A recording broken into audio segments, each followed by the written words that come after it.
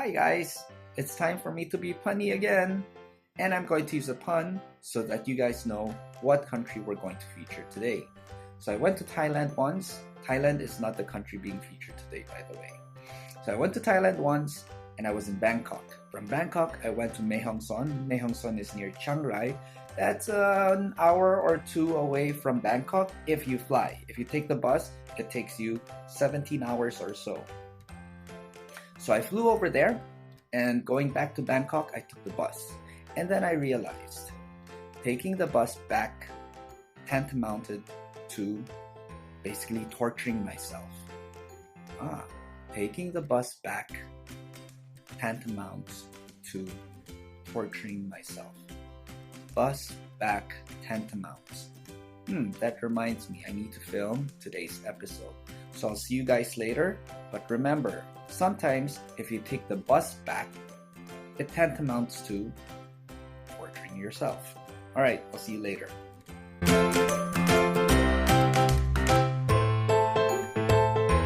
Presented to you by National Taiwan Normal University Common Core Education Committee, Foreign Language Education Division.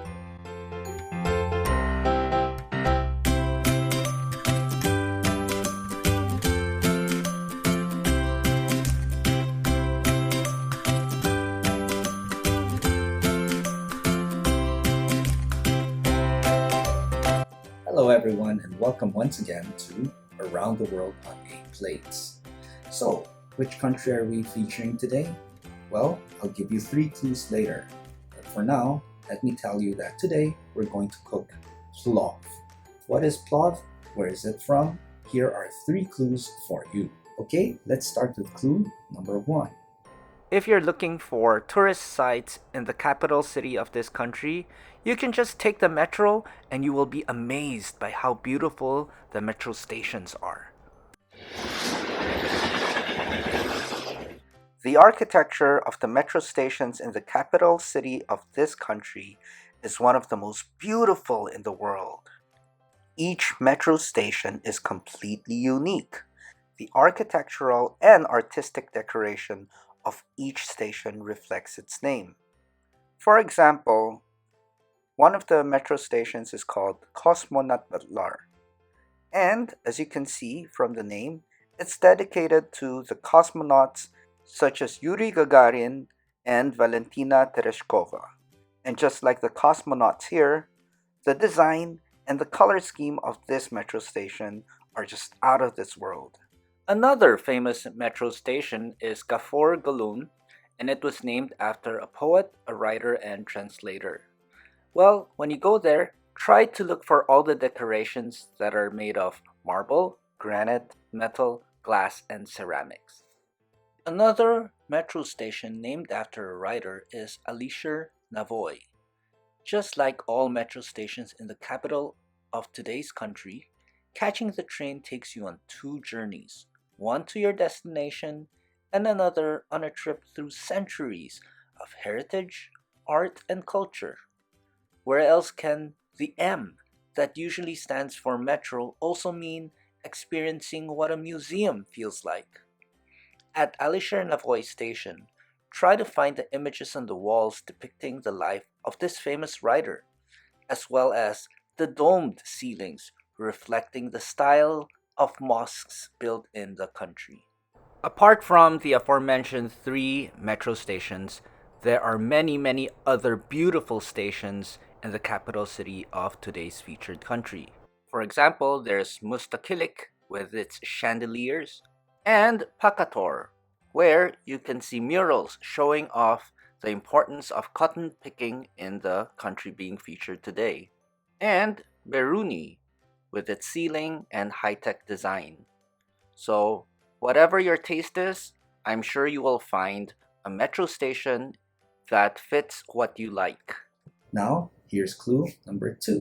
The country being featured today is one of 2 doubly landlocked countries. Being doubly landlocked means that you are surrounded by countries that are themselves landlocked.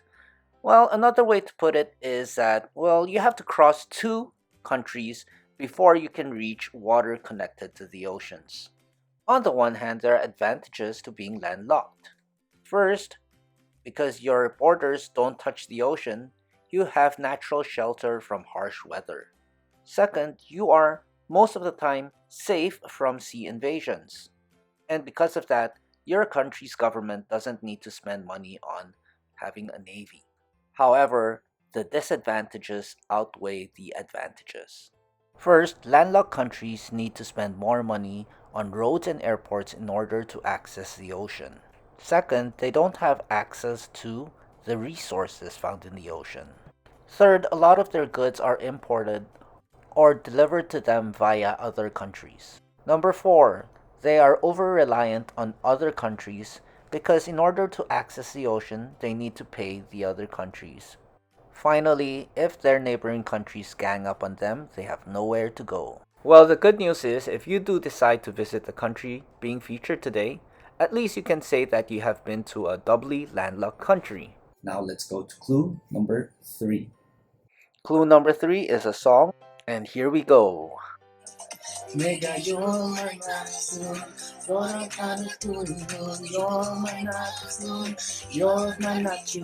Now that we have the 3 clues, let's find out where we're going.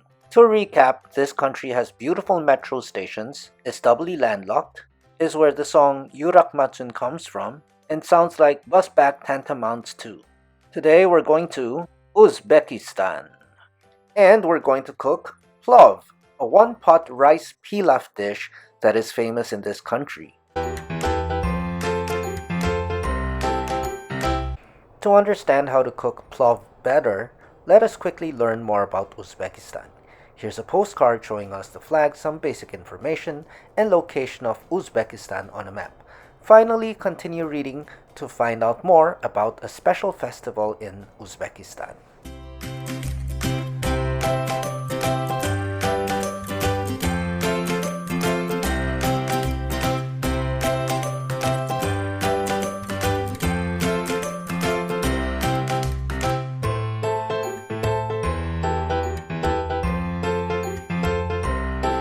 Before heading on to the recipe, let's go through the list of ingredients. Please note that this list of ingredients is good for 6 people.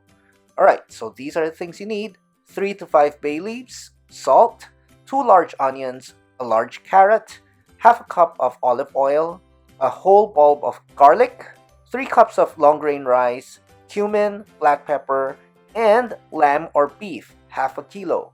Step 1. Prepare the vegetables. First you need some carrots. Julienne the carrots. Then you need onions, red and white onions. If you don't have red or white, you can use only red or only white. Then you need a bulb of garlic. Next, prepare the meat. Make sure that the meat is chopped in 1-inch cubes, and you can use beef or lamb. Next, in a hot pan, add the meat. Make sure that there is bone in the meat, and make sure that you brown both sides of the meat. Now let's let the meat sizzle. Again, make sure both sides of the meat are brown before going on to the next step. When the meat is brown, add the carrots and the onions. Mix and cook until the onions are translucent and the carrots are tender. When the carrots and onions are ready, add some rice and bay leaves. You can add around 3 to 5 bay leaves, and today we're using 3 cups of uncooked rice. Mix and stir fry for around 5 minutes. Then add 1 whole bulb of garlic. After that, it's time for you to add the water. When you add the water, please make sure that you use hot water. You will need to use the water to cover both the rice and the meat. Now it's time for you to season with salt, black pepper, and some cumin. Make sure that you mix everything. Now mix everything together. After that, cover it with a glass lid or glass cover and turn the heat down low and cook for 30 to 50 minutes or until the rice becomes soft. And there you are, Uzbek plov or one-pot rice pilaf. In case you need it, here is a written recipe for Uzbek plov. Feel free to share in the comments how your Uzbek plov turned out. I know during this pandemic it's difficult and dangerous to travel abroad.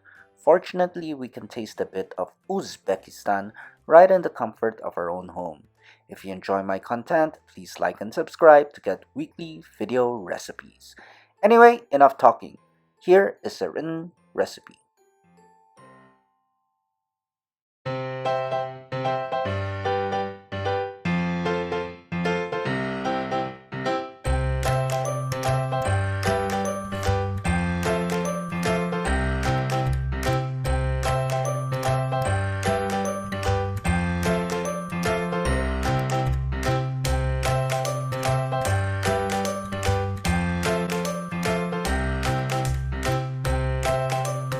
Now let's welcome our special guest, Mr. Yasur Hamdoryev. So tell me about Uzbekistan. What's so special about Uzbekistan? Uzbekistan is part of Central Asia. Okay. Kazakhstan, Kyrgyzstan, Tajikistan, Uzbekistan, Afghanistan. Yeah, The center is Uzbekistan. the center is Uzbekistan. Yes, You live in Tashkent? yes. Oh, okay. But I was born in Bukhara. How far is it from Tashkent? Say, How far is it? 500 kilometers. 500 kilometers. 500 kilometers. Yes. Wow, wow. Bukhara, one of the best country, best city in I can say in the world, yeah. And Tashkent nowadays beautiful and so many new buildings. So many new buildings. New buildings Yeah. and very clean. You cannot see nothing dirty or nothing. Like if the government makes it clean, the people will follow, right? Yes. No, but all people too loving clean. Ah, okay, Yes. okay. Nice, nice, nice. Yes. And what I want to say, all youth people to want to be someone in this life and going and keep going to go to up. Yep. Yes, and someone now studying in Europe, someone studying in the United States, someone in Taipei. Maybe.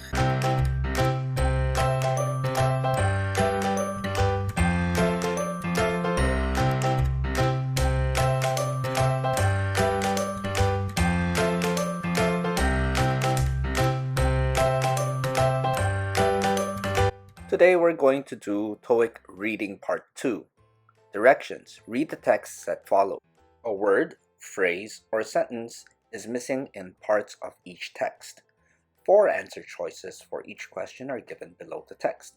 Select the best answer to complete the text, then mark the letter A, B, C, or D on your answer sheet.